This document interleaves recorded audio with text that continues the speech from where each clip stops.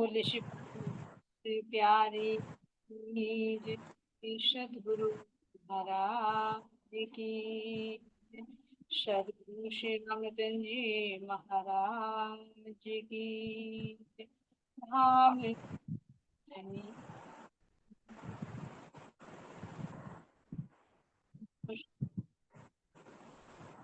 चरण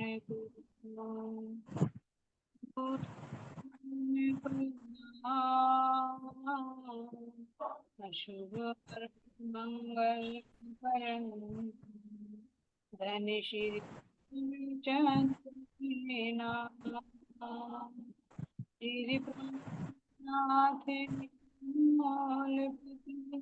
सिर में राज शुभ नाम तेज श्यामा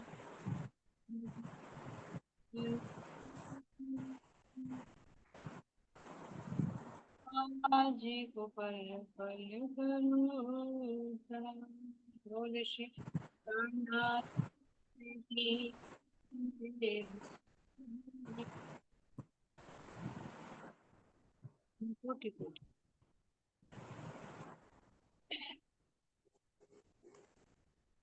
चलिए पहला क्वेश्चन लीजिए, आप जहाँ से करोगे तो उससे आगे के ले लीजिए। उससे आगे मीटिंग 22 के।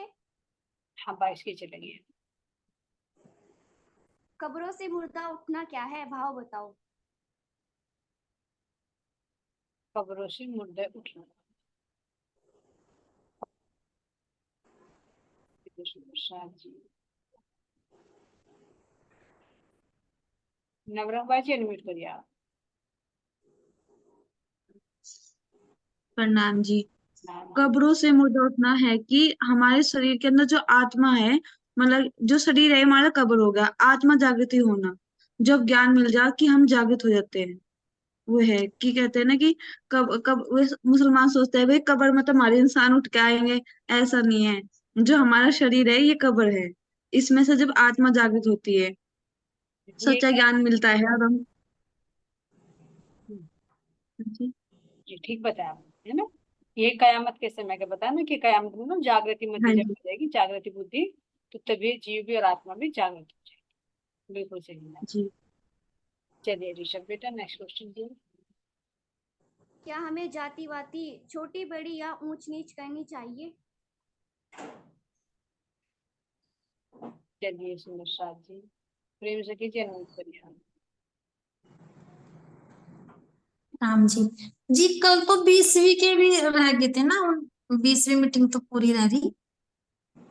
ले लेंगे भी ले लेंगे, कोमल से कीजिए भी आएंगे। ठीक है जी।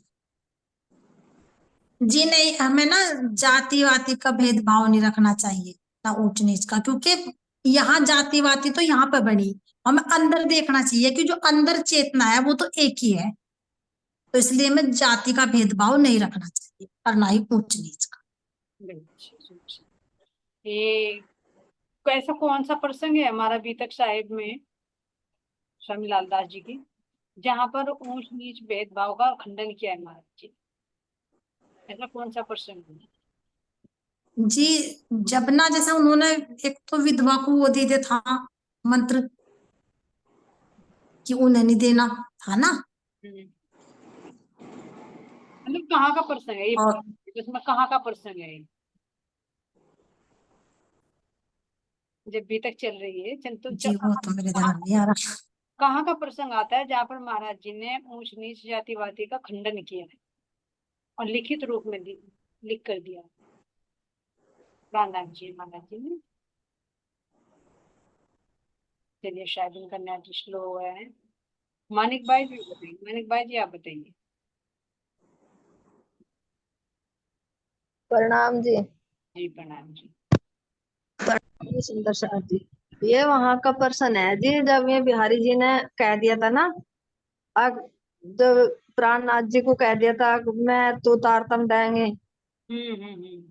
उनका पर्सन है जो जात विराद का कहा था उन्होंने, विधवा को नहीं देना, उसे नहीं देना, नीचे तो जात वालों को नहीं देना। कहाँ की घटना है ये प्रसंग, आपने सही बताया, घटना कहाँ पर हुई है। ये घटना तो वैसे नहीं, नाम भूल जाऊं मैं। और ये उन्हें दिया था। जब फिर प्राणनाथ जी ने उन्हें कह दिया था कि ये तो देवचंद महाराज जी ने भी दिया था, फिर तो कहाँ उन्हें समझा के भेज दिया था। उस समय प्राणनाथ जी कहाँ पर थे जब उन्होंने पत्र में लिखकर भेजा था बिहारी जी के पास? कहाँ पर? जामनगर ही थे क्या? हाँ, ये ध्यान नहीं रहता इतना मेरा। मानिक भाई जी, आपने तो इसमें नाटिका भी की है, फिर कैसे भूल गए? हाँ, मैं नहीं भूलता जब मेरे ध्यान ही है, बस ये ध्यान से नहीं रखते मेरे। मैको भाई जी के कहा पास कि यार प्रसाद, जब मैं चिट्ठी लेकर भेज देते नहीं तो दोबारा फिर प्राणनाथ जी ने चिट्ठी भेजी थी लिख कर कहाँ से उन्हें। भेजी थी? नहीं नहीं, और सुंदर साथ बताओगा जी। जी जी, मैको भाई जी, आप ध्यान कंप्लीट हो गए, बताइए आप। हाँ।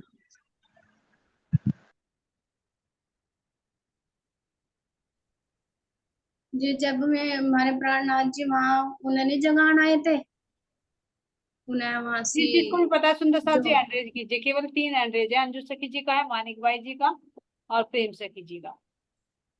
जी वहाँ उनके बिहारी जी के पास भी तो आए थे, भाई तुम नीचे जा तूने तारतम देना, उनके पास ही तो ये, जब अ, पत्र भेजा था उन्होंने। हाँ, तो पत्र कहाँ से भेजा था? एंड्रेज कीजिए सुंदर साथ जी, बहुत अच्छी तरह से अभी तक सुनी, इस बार तो नाटिकाएं भी की हैं। हाँ जी जब जी। शायद सूरत में थे प्राणनाथ जी, मेरे मुझे याद आ रहा कुछ कुछ। नहीं जी, वहाँ थे क्या, कंसारा भाई के वहाँ। फिर सूरत से कहाँ भेजा था पत्र प्रेम सखी जी? जी बिहारी जी कहाँ थे ये याद नहीं आ रहा। ये भी बता दिया आपने, दोनों बता दिया आपने, लेकिन कंफ्यूज हो रही है, आपने दोनों बता दिए। चलिए अंजू सखी जी के मुख से सुनते हैं, इस बहाने से इनके दर्शन भी हो जाएंगे। जी भी सूरत से जाम वहां भेजा था ना, जामनगर। ये मैं कहते रही थी ना, आपने सही बता दिया, आप बस कंफ्यूज हो रहे हैं और कुछ नहीं है। पता होता है हाँ लेकिन जी भी अचानक हो जाता है। चलिए कोई बात नहीं, अंजू सखी जी के मुख से और सुनते हैं। अंजू सखी जी आप बताइए, एंडेज का रखा जी, खोजीबाई जी के लिए था, क्योंकि खोजीबाई विधवा स्त्री भी थी और मुसलमान भी थी, है ना। हाँ हाँ हाँ लेकिन नलिये से जाते समय सूरत पत्थर, ऐसा नलिये की बात नहीं है, मैं भी थोड़ा भूल रही हूँ शायद। हाँ। नहीं नहीं, तब सूरत थे महाराज जी, सूरत में थे। हाँ जी। सूरत से पत्र हम्म। नवतनपुरी बिहारी जी मौजूद थे, है ना? हाँ जी। बिल्कुल सही बताया। और ये जो उदाहरण दिया का बताया आपने अंजू सखी जी, बिल्कुल सही बताया है। वो खोजी बाई थी, जब महाराज जी प्राण देवचंद जी महाराज जी चर्चा करते थे तो नवतनपुरी में उन्होंने देखा था कि भाई उसको बुला कर लाओ, सब्जी बेचने वाली, है ना? हाँ, बिल्कुल सही। रईबाई नाम था ना इनकी वासना का, जो जिसकी आवाज सुन के, है ना, ये मुसलमान भी थी विधवा। और विधवा स्त्री भी थी, है ना। और जो एक बात और भी तो आती है, बीतक बीतक में देखा जाए तो राज्य महाराज से चारों वर्णों में आए ना। बिल्कुल। शूद्र में भी आए, ब्राह्मण क्षत्रिय वैश्य सब में ही आए ना वो तो। बिल्कुल। जैसे अगर शूद्र में आए, जैसे कृष्ण जी के अंदर आए तो ये यदुवंशी थे, है ये तो वंशी। ना। बिल्कुल। और क्षत्रिय में जैसे प्राण धनिष्ठ देवचंद्र जी हुए, देवचंद जी हुए। नहीं। नहीं, हाँ, देवचंद्र प्राणनाथ ब्राह्मण जी, में आए।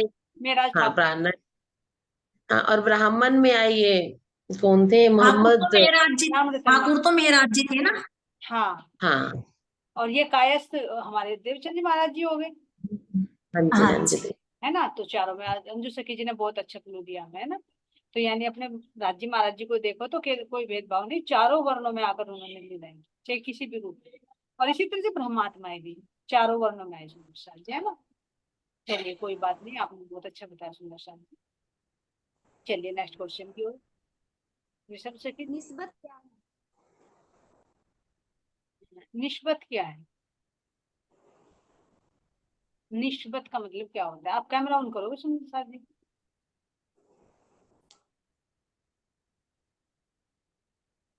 निष्पत, चलिए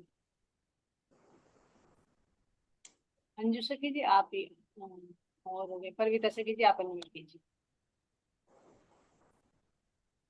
जी प्रणाम जी। हाँ, निस्बत यानी कि संबंध जो हमारा धामधनी से है। जी बिल्कुल सही है, निष्पत का मतलब जो संबंध है। और आगे से बिल्कुल सही। हाँ जी, एक वो भी है जी भजन, निस्बत यारस की जान के मेरे प्रीतम आ गए। बिल्कुल ये सही। भजन भी है जी। हाँ हाँ जी। हाँ, हाँ। हम आत्माओं के लिए ही तो आए ना, बहुत अच्छा। चलिए नेक्स्ट क्वेश्चन की ओर। सियानी बिल्ली खंबा नोचे मुहावरा क्या है?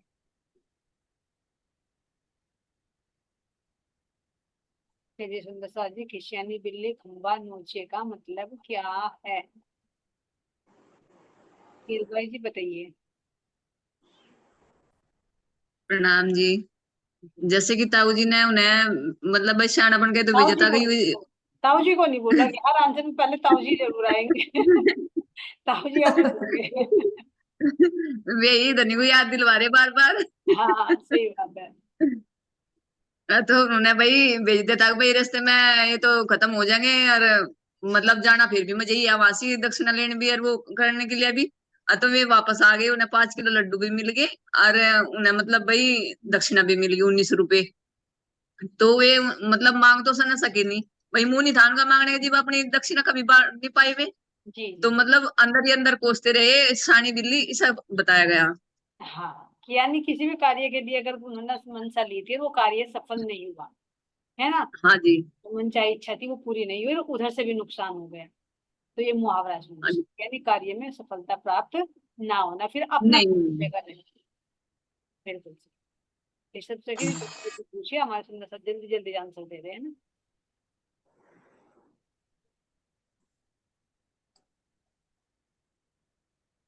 आगे चलिए नेक्स्ट क्वेश्चन की ओर। बड़ी बड़ाई किसकी है? आवाज कट गई बेटा आपकी, दोबारा से बोलो एक बार। बड़ी बड़ाई किसकी है? बड़ी बड़ाई किसकी है? सुनो, ये बड़ी बड़ाई तो सभी को मालूम है ना, सबको मालूम है। बड़ी बड़ाई मानिक भाई जी, बड़ी बाई जी बताएंगे हमारी।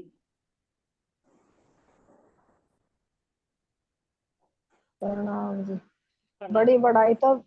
बड़ी बड़ाई तो आज उन्हें मिल रही जो हमें जगा रही, परमात्मा को तम सवाल को, जो हमें छोटे छोटे को बोले, तो बड़ाई तो परमात्मा की है जो इन्हें जीवों को भी अखंड कर देगी। तो परमात्मा नहीं की तो बड़ाई कर तो रही परमात्मा, लेकिन बड़ाई तो परमात्मा की होगी असली तो। और इनके आने से जो जीवों ने कभी मुक्ति देखी नहीं, इन्हें भी जो बिल्कुल नास्तिक है, इन्हें भी अव्यकृत में अखंड किया जाकर भविष्य मिल जाएंगे, भी बड़ाई करेंगे, जो ऊपर जाएंगे वे तो करेंगे। जी, तो ब्रह्म आत्माओं की यानी दोनों तरफ से बढ़ाई हुई, इधर से जीव भी बढ़ाई कर रहे हैं क्योंकि जीवों को अखंड मुक्ति मिलनी है। और सुंदर सा जी हाँ में भी पढ़ा था हमने, साक्षात स्वयं राज जी महाराज जी अपने मुख से ऐसी ब्रह्मात्माओं की प्रशंसा करते हैं, उनका गुणगान गाते हैं, उनकी बड़ाई प्रशंसा करते हैं। तो कितनी बड़ी बड़ाई है, यानी यहाँ पर इतनी बड़ा ब्रह्म की सबसे बड़ी बड़ाई, सर्वश्रेष्ठ। ब्रह्मात्मा की बड़ाई हुई जहाँ भी। श्यामा महारानी को भी देख लो, इंद्रावती को दी, श्यामा महारानी ने भी ली बड़ाई। सब जगह ब्रह्मात्मा को बड़ाई मिलेगी। और इंद्रावती जी ने किसको दी? धामधनी, क्योंकि जहां से मूल है, रामधाम। जहां हाँ मूल है वहीं जाना चाहिए ना, जो जिस शोभा के योग्य है। सखियां राज्य को देते हैं, हाँ। लेकिन राज्य क्या करते हैं? अपनी सखियों को शोभा प्रदान करते और हम सवाल को तो खाली बैठे हुए मिल जाएगी, हैं। हमने हाँ तो कुछ करा ही नहीं। जी जी। तभी तो देखो ना, उन्होंने कहा ना कि राजी महाराज जी ने दर्शन भी दिए थे हमारी पुष्पावती सखी को, लेकिन फिर भी क्या कहा था कि वहां जाओ श्यामा जी के पास, मेरा जो एक आनंद स्वरूप आया है वो सतगुरु के रूप में प्रकट हुए, उनसे तारतम्य लेना और तब तुम्हें। तो तब दिया था, अपने आप नहीं करवा कर सकते थे, लेकिन यहाँ पर शोभा किसको दी है? अपनी श्यामा महाराज। श्यामा महारानी ने किसको दी? अपनी सखी। तो ये होता है सुंदर सा यश, यशोदा, ये यशोदा के गुण है जो दूसरों को यश दे, है ना। बहुत अच्छा मानिक भाई जी, हमारी भी बड़ी बाई जी आप हो, है ना, सबसे बड़ी बाई जी हो, सबसे आगे वान से। चलिए समस्या। हमें सेवा कैसे करनी चाहिए? सेवा सुंदर शांति, सेवा कैसे करनी चाहिए? सेवा में कई तरीके हो सकते हैं, इसमें कई बता सकते हैं, अलग अलग भाव हो सकते हैं सुंदर शांति। परविता जी आप अनम्यूट करिए।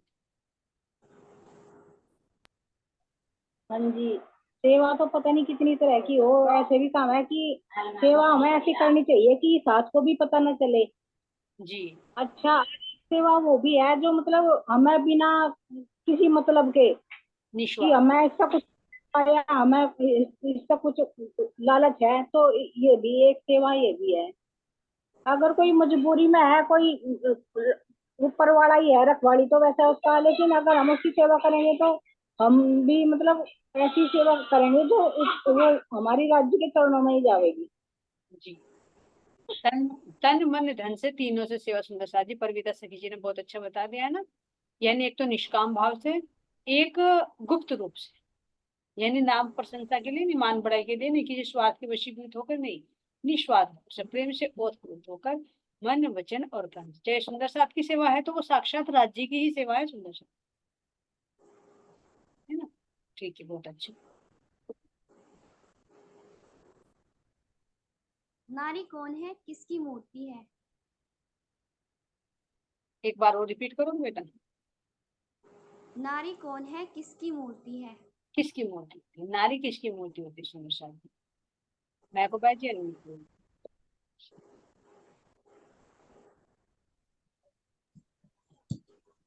प्रणाम जी, मुझे तो आवाज ही नहीं आ रही थी सबकी बिल्कुल भी। आप इनकी आवाज कम आ रही है। ऋषभ पंखा चला रखा है तुमने? चलिए सुमन सिन्हा जी आप अनम्यूट करिए, फैन तो बंद कर दिया। थोड़ा पास में को रख लो और मोबाइल, है ना बेटा। सुमन मंडावर से अनम्यूट करिए आप, फिर म्यूट हो गए आप।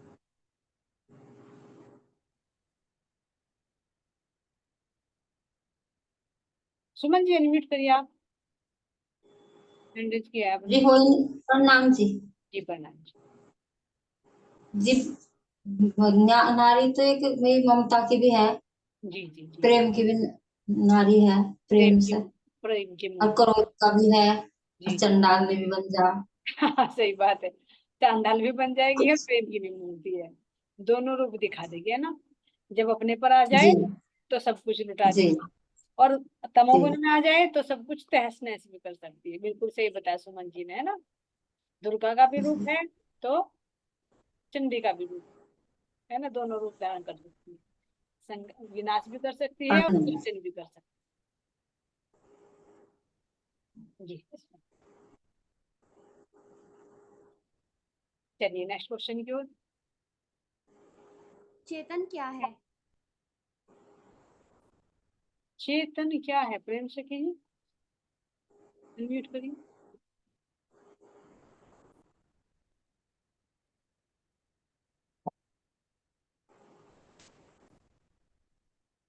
अनम्यूट नहीं हुए आप, आपका नेट स्लो है शायद। हाँ जी, आज मेरा नेट आवाज से पता चल गई। चलिए और सुंदर साथ बताएं। केवल एक केएल बाई जी का ही हैंड रेज है, ये तो सुंदर साथ भी सभी जानते हैं। बता सही बता। चेतना जो हमारे अंदर शरीर में विराजमान है ना, उसको तो बोलते हैं, अगर चेतना चली गई तो फिर शरीर तो कुछ है ही नहीं, वो मूर्ता के समान होता है।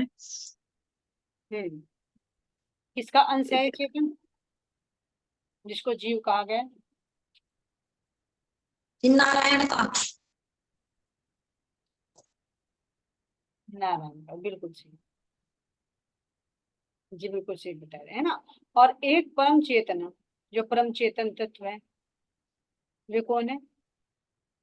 वो राज्य का है शायद। राज्य, है ना। राज्य की चेतना का ही विस्तार अक्षरब्रह्म के रूप में, अक्षरब्रह्म की चेतना का विस्तार नारायण के रूप में, और नारायण की चेतना का विस्तार किसमें होते हैं? जीवों के। तो यहाँ पर जड़ और चेतन बन जाते हैं। परम धाम के अंदर सब कुछ जड़ भी चेतन ही होता है ना, लेकिन यहाँ पर जड़ हो गया और चेतन, चेतन यानी जो तत्व क्रियाशील होता है, जो इस पिंड को चलायमान करता है, वो चेतन तत्व है ना। जी। यहाँ पे प्रकृति जड़ है इसके अंदर, लेकिन योग माया में चेतन प्रकृति। चलिए, प्रेम का धागा क्या होता है? प्रेम का धागा, सुनो, धागा सूत्र भी कह सकते हैं। इसको कैसे संभाल कर रखना है, क्या होता है ये? चलिए राजेश्वरी जी आप अनम्यूट करिए। बहुत बहुत धन्यवाद आपका हैंडल करने के लिए। अनम्यूट करिए, फिर म्यूट हो गए आप, दोबारा से करिए।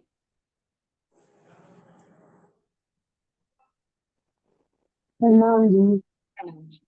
ये भी अपने आप ही बंद हो रहा है, आज हमारी नेट स्लो की चाहिए। हाँ नेट स्लो की। प्रणाम जी।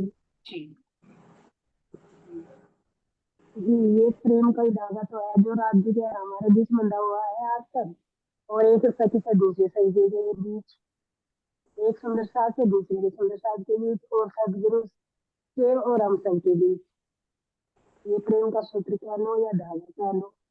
जी और इसमें देखें तो संसार में देखें तो ये बच्चे का माँ से, पिता का आप थोड़ा सा अपने बच्चों थोड़ा से, सा माँ का अपने राजेश्वरी जी, पिता का। राजेश्वरी जी, आप थोड़ा सा ईयरफोन हटाकर बात करिए थोड़ा सा। आप बोलिए आप। हेलो नाम जी, जी आवाज नहीं आ रही जी अब? अब बिल्कुल क्लियर आवाज आई है, अब बताइए आप। हाँ शायद ऐसे ही हो रहा है। जो है राज जी का हम सब सखियों से हैं, जी परमात्मा से है, ये भी प्रेम का धागा ही है जी। और हम्म जो एक सुंदर सास से दूसरे के प्रति, वो भी प्रेम का धागा ही है। और जो इस संसार में देखो बच्चे का माँ बाप से, बहन का भाई से, ये भी एक प्रेम का ही धागा है जी। कई सारे इस तरह सूत्र मान लो या प्रेम का संबंध मान लो, पति पत्नी का, ये सब सूत्र प्रेम के सूत्र ही है जी, सब एक दूसरे से जुड़े हुए बंधे हुए। जी जी, तो मुझे आप राजेश्वरी जी थोड़े से क्लियर करिए। जैसे आत्मा का परमात्मा से संबंध है ना, या जी आत्मा का जी आत्मा से जी जो संबंध है, तो क्या वो और जो परिवार में पति पत्नी का है, माँ बेटे का है ना, माँ बेटे का पुत्र का है, कि किसी का भी संबंध एक दूसरे से है, तो क्या दोनों सेम है, कुछ जी डिफरेंस है? जी नहीं, डिफरेंट है। ये जो सांसारिक है ये मोह से बंधा हुआ है, और जो आत्मा का परमात्मा से, वो मोह से नहीं, वो निस्वार्थ है जी, जी जी। बिना उसके, बिना किसी स्वार्थ के। तो आत्मा से परमात्मा का जो निस्बत है, जो प्रेम में संबंध है सुंदर साथ जी, वो प्रेम का है, क्योंकि आत्मा का विषय है प्रेम। जी और जो यहाँ पर लौकिक संबंध है, ये सब क्या है, अपने स्वार्थ के वशीभूत, तो इसको यहाँ मोह पर से। कहेंगे मोह। जी माँ के बेटे का, छोटे बेटे से वो स्नेह हो जाएगा, पति पत्नी का है वो थोड़ी सी इच्छा हो जाएगी, है ना। तीनों गुणों में अलग अलग जी जी परिवर्तित हो जाते हैं, स्नेह हो जाता है, मोह हो जाता है ना, कोई भी कामना हो जाती है, तो ये उस पर इनके प्रतिबिंबित रूप है, जो तीन गुणों में प्रतिबिंबित होता है। तो ये संबंध जो है सुंदर साथ जी, ये बताया आपने कि वो जो मोह है और वो प्रेम है। और क्या अंतर है, देखो ये अटूट है आत्मा का परमात्मा से, और यहाँ पर ये टूटने वाला। परिता जी अनम्यूट करिएगा। जी, प्रणाम जी। जी प्रणाम जी राजेश्वरी जी। यहाँ के रिश्ते तो ऐसे हैं कि जो अगर टूट जावे तो उसमें मतलब दरार आ जावे। हाँ और हमारा जो परमात्मा से रिश्ता है वो ना टूटता है ना उसमें दरार आवे, तो वो एक चौपाई है ना कि रही मन धागा प्रेम का मत तोड़ो चटकाए, किस तरह है हाँ तोड़े से भी टूटे टूटे तो फिर ना जुड़े, जुड़े गांठ पड़ जाए, इस बिल्कुल तरह है वो। जी जी। तो इस तरह के हैं ये संबंध संसार के। हाँ, तो यहाँ पर भी सुंदर साथ जी कह सकते हैं, शरीर होते होते भी उसको प्रेम की संज्ञा दी गई है, लेकिन यहाँ पर क्या है, स्वार्थ होता है, मोह होता है। तो इस तरह से वही प्रेम का प्रतिबिंब जब इसमें तीन गुण मुझे लगता है तो अलग अलग रूप में मिल जाता है, लेकिन प्रेम जो है ना, कह रहे कि त्रिगुण में प्रेम नहीं है। सुखव्यास के भागवत में प्रेम न त्रिगुण पास, प्रेम बसे ब्रह्म सृष्टि में जो खेदे स्वरूप ब्रज और आश। यानी आत्मा का ही विषय है प्रेम का। बाकी जो जीव है, शरीर है, ये सब संबंध पर आधारित होते हैं, जो टूटते हैं और बनते हैं। तो इनको भी रहीम दास जी ने कहा है कि इनको भी प्रेम की संज्ञा देकर कहा कि इन संबंधों को भी ना तोड़े। क्यों? क्योंकि अगर टूट गए, टूटेंगे तो जरूर, लेकिन अगर जब तक रहना है, तो अगर टूट गए फिर जोड़ोगे तो उसमें गांठ जरूर पड़ जाएगी, जो हमारे लौकिक संबंध में परम का प्रेम, अखंड प्रेम नहीं टूटता। बहुत अच्छा परिविता से कीजिए राजेश्वरी जी, अच्छी तरह से क्लियर कर दिया आपने। चलिए नेक्स्ट क्वेश्चन की ओर चले। समर्पण क्या है? समर्पण को परिभाषित कीजिए सुंदर साथ जी। समर्पण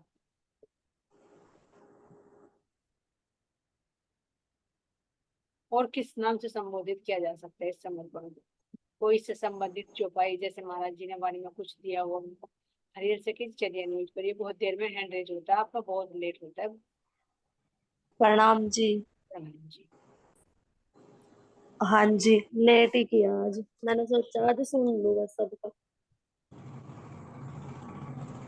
हाँ जी, समर्पण तो ऐसा है जैसे अपने देवचंद्र जी ने करा था हरिदास जी के प्रति। और इंद्रावती सखीना कर तो देवचंद्र जी के ऊपर। समर्पण तो असली वो है। वैसे उसके बारे में क्या परिभाषा दे जी, बहुत बड़ा है समर्पण तो। अब आत्माएं जो जो कर रही समर्पण वही तो है। अब हमने तो कोई समर्पण अभी तक तो हमने समर्पण ही नहीं करा। और सुंदर साहब से भी पूछते हैं। चलिए मस्तानी से जी आप पूछ करिए, आपका भी हैंड रेज हुआ है।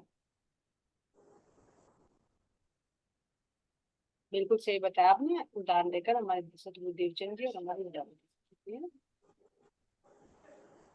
प्रणाम जी। जी प्रणाम। समर्पण क्या होता है और किसके प्रति करना चाहिए? जी समर्पण जैसे कि हमारे देवचंद्र जी ने भी किया और प्राणनाथ ने सखीना बताया, ये भी एक समर्पण, थोड़ी सी ये एक समर्पण, ये भी समर्पण है।